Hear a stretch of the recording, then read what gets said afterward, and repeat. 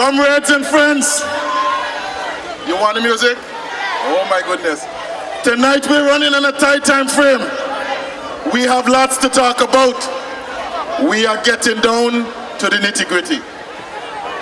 Comrades and friends, tonight I am here to accomplish two tasks. First of all, I want to let all you good people here know that Comrade Michael Brown has good support in the Antigua and Barbuda Labour Party, and I bring him friendship and solidarity from my branch in St. John's City East. I want to say that of all of the new candidates that have come forward on the Antigua Barbuda Labour Party ticket this year, none has excited the young people the way Comrade Michael Brown has done. In him, you are seeing yourselves. In him, you are seeing the epitome of what you aspire to be. A young man who, through dint of effort and perseverance, has made something out of himself from ordinary beginnings. And of course, he's a young girl sugar. Yes, we know that too. So I hereby stand and endorse my friend and colleague, Comrade Michael Brown, as the candidate here in All Saints West. And I am certain in a few short days will be the new representative for this constituency. But comrades, we have a task at hand. These are the closing, waning days of one of the most important campaigns that has ever been waged in this country.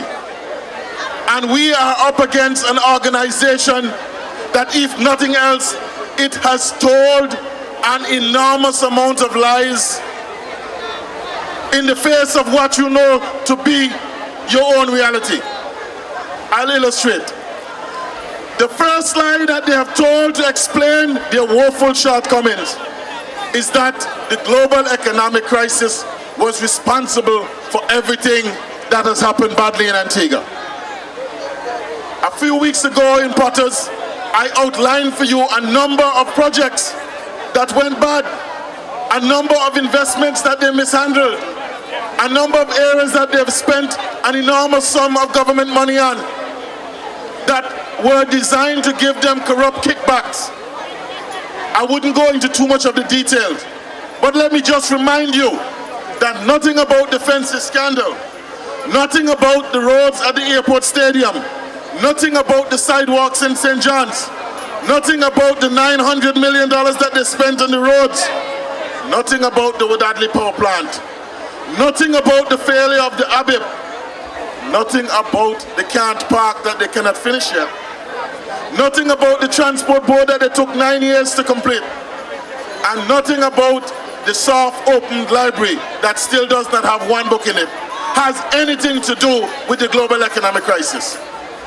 But Baldwin Spencer and all of his ministers are in the habit of repeat that oft-told lie until somehow a number of persons in Antigua have become attuned to it and actually start to believe it. When we went out campaigning and we asked people to comment on the state of the economy, one sure way of us being able to identify whether people were going to be defending the UPP or opening up their eyes to the reality that we needed to change track was in the response to that question. If you ask them the question about how badly the economy has performed, and you hear them say, well, you know, it is a global economic crisis, you know for a fact that these people have been drinking that cyanide-laced Kool-Aid that Baldwin Spencer prepared for them. On the other hand, the second lie that they are now telling, and everywhere you go up, you see these massive blue and yellow billboards that they're putting up. Printed all along the faces of those billboards is the second great lie that they wish you to believe. And you know what that big lie is? That they have delivered. I am going to read to you, I have a copy here of their so-called manifesto, the People's Charter. This daring, brazen document On page 28, this is their claim. This is the new great lie that the UPP is telling. And hear what they're saying. We have delivered. And what have they delivered? Hear them, hear them. In keeping with our sacred pledge to you in 2004, the UPP was able to stop the slide. What slide? What slide? Regain investor confidence. So we should have been filled with investment, shouldn't we? Rebuild and expand the tourism sector. Where? Turn around and stabilize the economy. Turn around and stabilize the economy. Introduce a new and refreshing culture of governance. We are our level up to now cannot give account for the $5 million that they had for romantic rhythms. That is the new governance. When Lester Bird, as leader of the opposition and chairman of the Public Accounts Committee, asked our level in Parliament to provide the figures, he said, I'm not ready to provide you with that yet. I'll get around to it. That is the new governance culture that they introduced. We have restored our nation's image worldwide. We were the laughingstock recently in the Caribbean for not being able to organize a once every 5-year general election properly. We were the laughingstock. And in so many things, we were the country that is on record as having the only 9-ball test match in Antigua, when since 1981 we have been organizing successive test matches year on year. They have rekindled our pride in the hearts of our people. Do you feel proud of Antiguans, the way our country is being run? And they have empowered our nation's youth, and I would dare say, with joblessness. They have introduced measures to take care of the most vulnerable, revive the spirit of entrepreneurism and enterprise of the Antiguan and Barbudan people. Have we not just witnessed the largest closure of business in Antigua these past 4 years? Yet still, they're saying here in this new gargantuan lie that they have revived the spirit of entrepreneurism.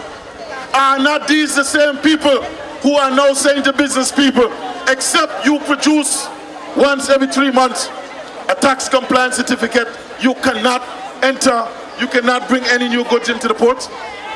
Is that the spirit that drives business forward? And they have said this is the biggest lie of all, and generated sustained growth and development of our country. Are you experiencing that sustained growth? All of which have positioned us to now be eminently poised to transition to the new society which we have pledged ourselves to become. Comrades and friends, this is the new great lie. You know, earlier before coming here to this meeting, a gentleman called me on the phone and he said, Comrade Nicholas, I now understand the reason why we are having this big fight with these big billboards. He said, at first I thought that the ABLP would have been better disposed of using the monies to build those billboards and to put it into the communities to serve the common poor folk. But he said, I now understand. When you consider that these massive bare-faced lies are being put up all around the country, he said there has to be something to balance it. And I now understand the logic of the Labour Party responding. I want to say to each of you, in the closing days of these campaigns, you're going to meet people who have become faint of heart. And some of them are going to start respond to those lies. Our job, your job, is to unmask the lie and to let them know the truth. But I think the biggest thing about this fraudulent document, the biggest thing about this fraudulent document that I have read so far is printed on page 5. And it says here, but before I go into that, who can tell me what is the Labour Party ABLP's promise after winning the next general elections? We will rebuild this country. How? More investment, more jobs, and less taxes. And listen to how the UPP has cogged that mantra. Listen to them. Here they're saying on page 5, Upon its return to office, the UPP will have more investments, more jobs, and less taxes. But they didn't say it that way. This is how they said it. And you know, on the platform here with me is Comrade Lennox Preston, and I can clearly remember when after the 2007 financial meltdown, when they were planning the budget for 2009, Comrade Weston was on his radio program day in, day out, and was saying the prescription is not for the government to tax more, but to go counter-cyclic. In other words, stimulate more activity, economic activity. That was the advice, and day in, day out, he proffered that advice. And Harold Lovell and the team went and said they were getting car tests and they were getting all sorts of other academic studies done, and they ended up taxing the businesses to the ground. But here's how they say that they're going to rebuild the economy in the same manner that we have promoted. Here's how they said it. They're going to broaden the tax base to enable the reduction in tax rates.